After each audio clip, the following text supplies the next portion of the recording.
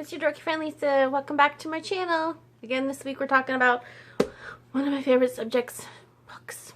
And as I promised, we're going into one of my favorite authors, Chuck Palahniuk's new book, The Invention of Sound. Okay, so in this book, which again is typical Chuck styling, which is it starts off one way, then goes another, and then goes this way and that way, and you never know what's gonna happen. It's like you kind of see it coming, but you don't.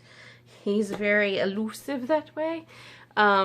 So anyway, in The Invention of Sound, Foster has had kind of a rough, like, I wouldn't say life, but 17 years. Anyway, his daughter was kidnapped on kind of like bring your daughter to work day or something like that. I think that's what it was supposed to be, I guess, that kind of like seal. Anyway, he brought his daughter to work. She gets kidnapped. And he becomes obsessed, as I think any parent would, but he goes to a new extreme. He basically, he knows his daughter has been kidnapped by, a child molester, one of these, people that we always have nightmares about.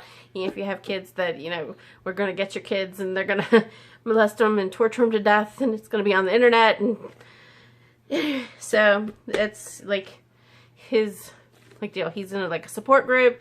He is online constantly, even when he's supposed to be working, trying to find images of his daughter, because he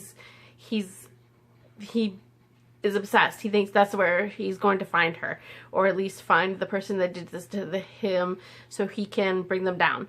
And his whole mission in life is to get all these pedophiles online and find them, torture them, get them in jail, do whatever he can, to whatever, avail. Anyway, so then, as Chuck's stories do, there's kind of it starts here, then goes to this person, then things back and forth. Anyway, then there is this girl, Mitzi, who is a second generation sound engineer. She makes these sounds for movies.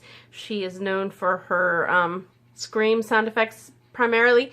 She gets tons and tons of money for them. Then it turns out that she is a murderer, but not. I don't want to ruin anything for you, but she's basically, these people are being basically tortured in the way that somebody is being tortured in a movie, so that she can get the perfect sound effect.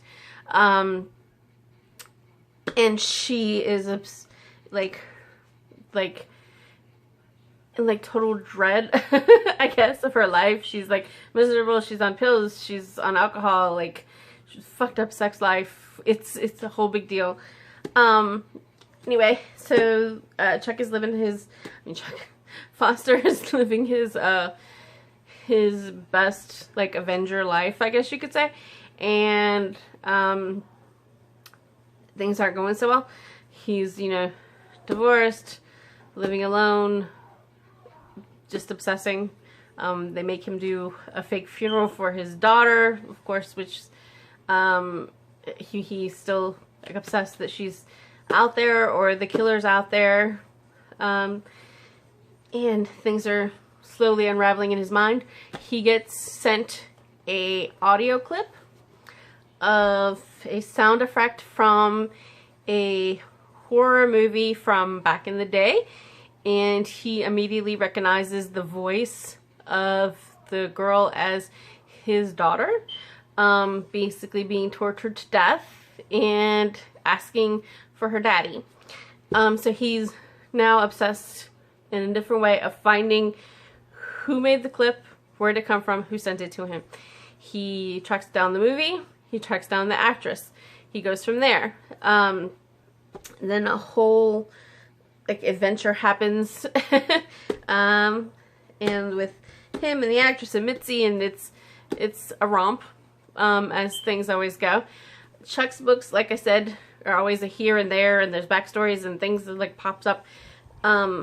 His books, I feel like they don't always have a happy ending, but they have what I refer to as a proper ending. So if you're into, like, if you've read any of his stuff, again, the new one, pick it up.